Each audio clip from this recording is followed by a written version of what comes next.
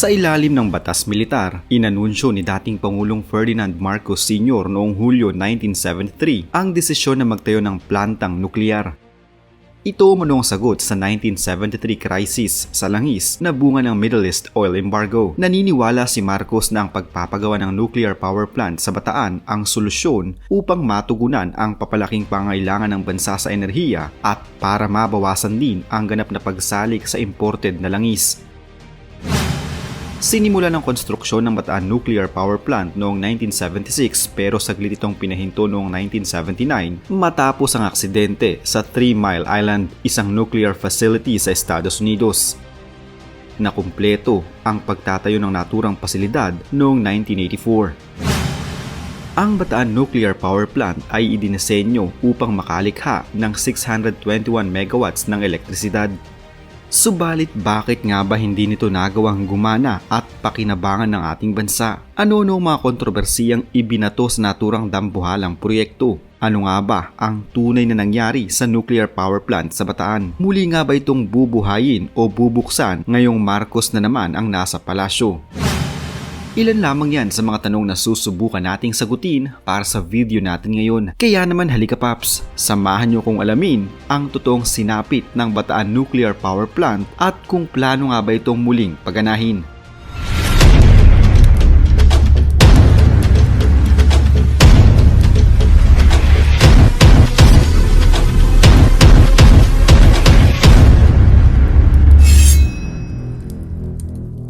Isang paalala. Ang video na ito ay ayon lamang sa aking sariling pananaliksik. Hindi ko nais na pilitin ang sino man na maniwala sa videong inyong matutunghayan. Kung hindi kayo kumbinsido sa mga impormasyon at taliwas ang inyong paniniwala sa kaalamang aking ilalahad, maaari kayong gumawa ng sarili ninyong pagsisiyasat para sa inyong kakontentuhan. Ang videong ito ay gabay lamang sa mas malalim na kaalaman at pag-intindi at hindi gawa ng isang profesional. Naniniwala ako na malaya tayong magbigay ng opinyon at suhestyon bilang malayang mamamayan ng Pilipinas. Maraming salamat po.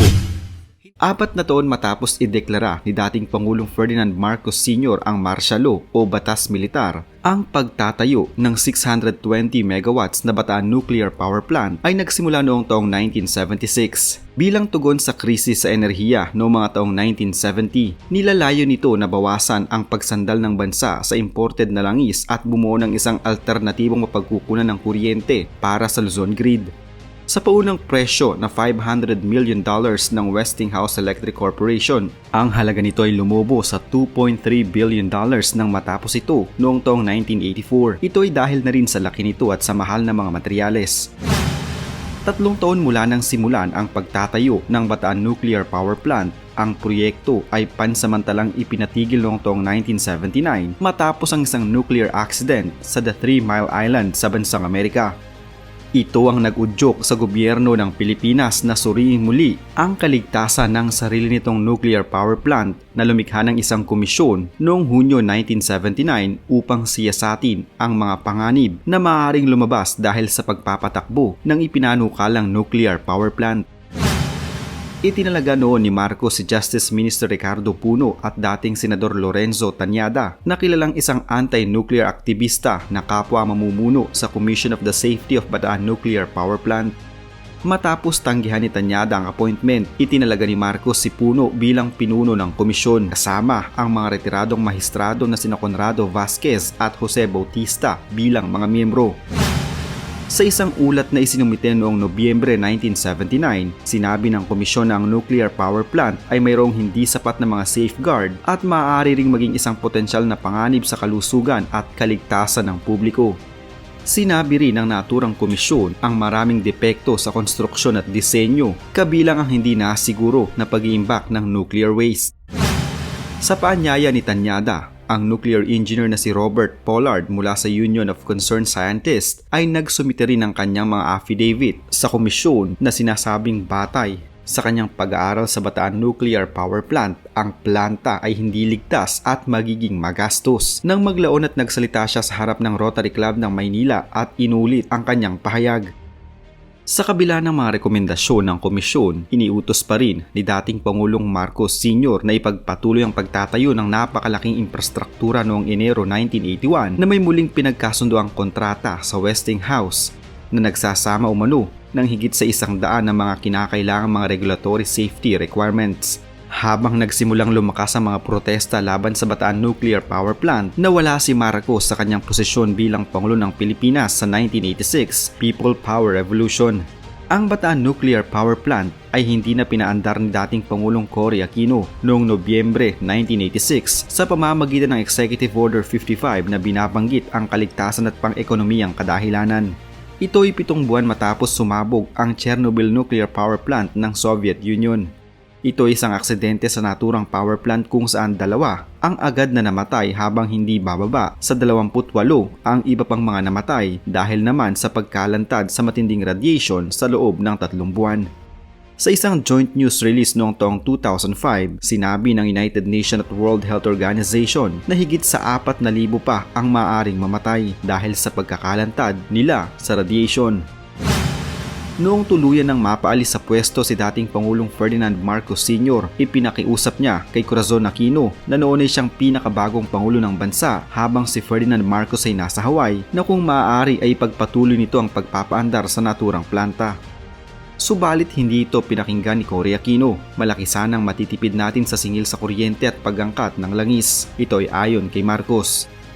Madami din siguro na mag-i-invest sa Pilipinas dahil mababa ang electric consumption, lalo na ang mga manufacturers, factories at industries na malaki ang pagkonsumo ng kuryente.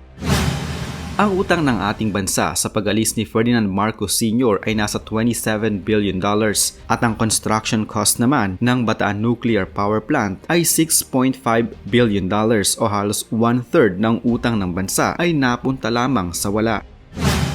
Noong taong 2017, inanyayahan ng DOE o Department of Energy ang mga eksperto mula sa Korea at Russia na magsagawa ng pre-feasibility study sa integridad ng infrastruktura ng Bataan Nuclear Power Plant. Sa pagdinig sa Senado noong Oktubre noong ding taong iyon, sinabi ni Husi na kahit na nagawa na ang mga feasibility inquiry, ang gobyerno ng Pilipinas ay hindi pa nagsasagawa ng isang konkretong pag-aaral sa Bataan Nuclear Power Plant. Idinagdag niya na ang kanyang ahensya ay magkakaroon ng isang budget estimate. Isinasaalang-alang ang panukala ni Binay para sa komprehensibong pag-aaral tungkol sa posibleng pagbuhay ng Bataan Nuclear Power Plant.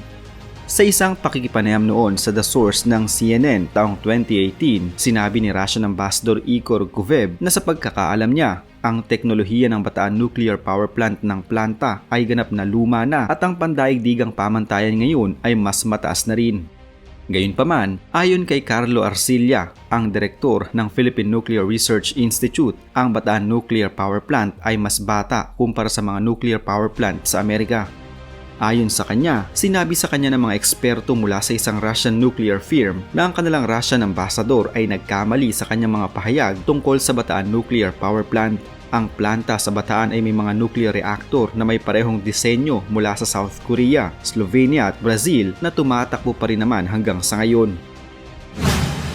Malaki umano ang tsansa na muling mabuhay ang Bataan Nuclear Power Plant. Ang isa pang dahilan sa pagpapatigil sa pagpapaandar ng Bataan Nuclear Power Plant noong 1986 ay dahil sa lapit nito umano sa bulkan na Mount Latik. Pero sinabi ng PHIVOLCS na ang posibilidad ng pagsabog ng bulkan ay mababa at ang Bataan Nuclear Power Plant ay nasa mas mataas na lugar na malamang hindi maapektuhan ng tsunami na katulad ng Fukushima meltdown noong 2011.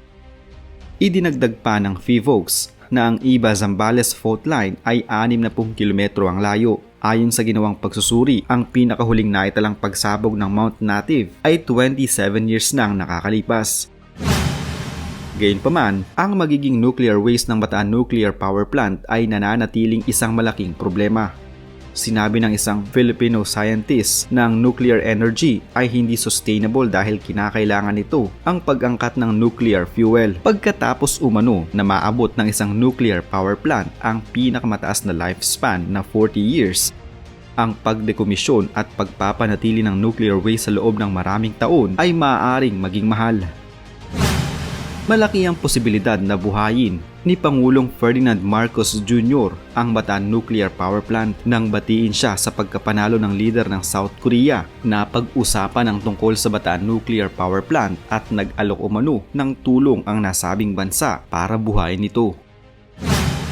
Si dating Pangulong Rodrigo Duterte ay pabor na buhayin ang Bataan Nuclear Power Plant. Darating daw ang panahon na mauubos ang langis samantalang ang nuclear energy ay panghabang buhay na.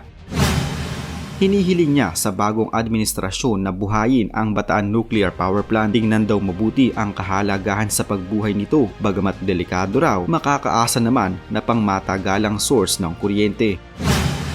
Pero kung ikaw Paps ang tatanungin, pabor ka ba na muling buhayin ang Bataan Nuclear Power Plant upang makatulong sa atin sa supply ng kuryente? Huwag kalimutang mag-iwan ng inyong matalinong opinyon sa comment section sa ibaba ng video ito. Salamat po! Isa na namang kwento ng pagbabalik tanaw sa kasaysayan ang naitampok natin ngayon. Huwag kalimutang i-like ang video ito at mag-iwan ng komento sa ibaba ng mga nais nyo pang malamang kwentong kasaysayan sa Pilipinas. Mag-subscribe na din para lagi kayong updated sa mga pinakabagong video dito sa Kasaysayan Pinoy. Magandang araw po at mabuhay ang bansang Pilipinas!